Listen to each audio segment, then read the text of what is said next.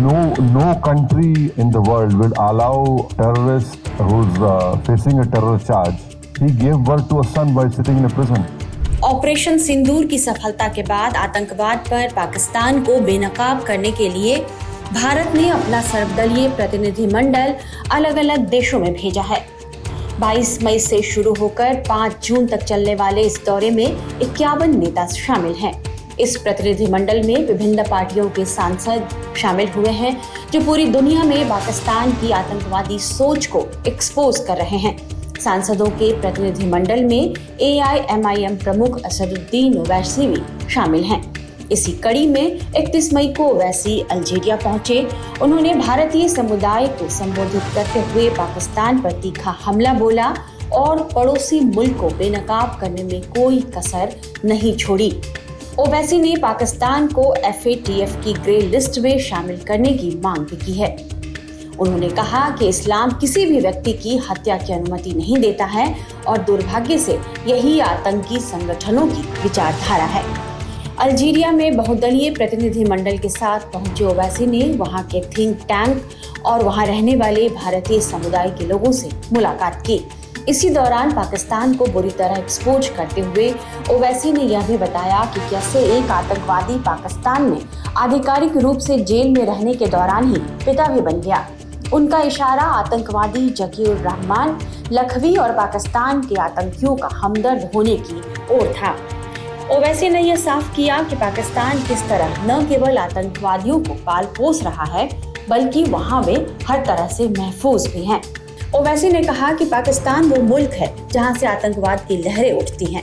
उन्होंने most wanted आतंकी जकीउर रहमान लखवी का भी जिक्र किया और ये कहा, And in fact, there was this one terrorist called Zakiur Rahman Lakhvi. No country in the world. Zakiur Rahman Lakhvi नाम का एक आतंकवादी था। दुनिया का कोई भी देश आतंकवाद के आरोप का सामना कर रहे आतंकवादी को जेल से बाहर आने की अनुमति नहीं देगा, लेकिन वो जेल में बैठे बैठे ही एक बेटे का पिता बन गया। हालांकि जब पाकिस्तान को FATF की ग्रे लिस्ट में डाल दिया गया तो मुकदमा तुरंत आगे बढ़ गया।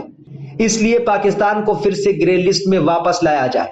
हम आपसे और आपकी लीडरशिप से अनुरोध करते हैं कि कृपया हमारी सहायता करें और मानवता की रक्षा करें, क्योंकि अगर विचारधारा के नाम को लेकर इस तरह आतंकवाद बढ़ता है तो अवैध स्रोतों से उन्हें फंड मिलता है।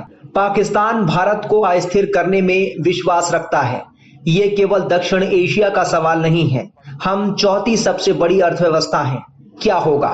क्या आप चाहते हैं कि यह सारा नरसंहार दक्षिण एशिया के विभिन्न हिस्सों में फैल जाए? नहीं। आतंकवाद के मुख्य प्रायोजक पाकिस्तान पर नियंत्रण करना विश्व शांति के हित में है। इसे FATF की ग्रे सूची में वापस लाना होगा। ओवैसी ने कहा कि भारत और अल्जीरिया ने नवंबर 2024 में एक रक्षा समझौता ज्ञापन पर हस्ताक्षर किया है। मुझे यकीन है इससे समझ बढ़ेगी और हमारे रिश्ते मजबूत होंगे। ओवैसी ने कहा कि उम्मीद है कि हमारे प्रधानमंत्री बहुत जल्द अल्जीरिया आएंगे। वहीं अल्जीरिया के राष्ट्रपति भी भारत जाएंगे। यह सही दिशा में एक बहुत अच्छा कदम होगा। बैजयंत पांडा के नेतृत्व में गए इस दल में निशिकांत दुबे, S फांगनून कोन्याक, रेखा शर्मा, असदुद्दीन ओवैसी, सतनाम सिंह संधू और पूर्व विदेश सचिव हर्षवर्धन श्रृंगला जैसे दिग्गज शामिल हैं। यह प्रतिनिधिमंडल पूरी मजबूती के साथ ऑपरेशन सिंदूर को लेकर भारत का पक्ष दुनिया के सामने रख रहा है।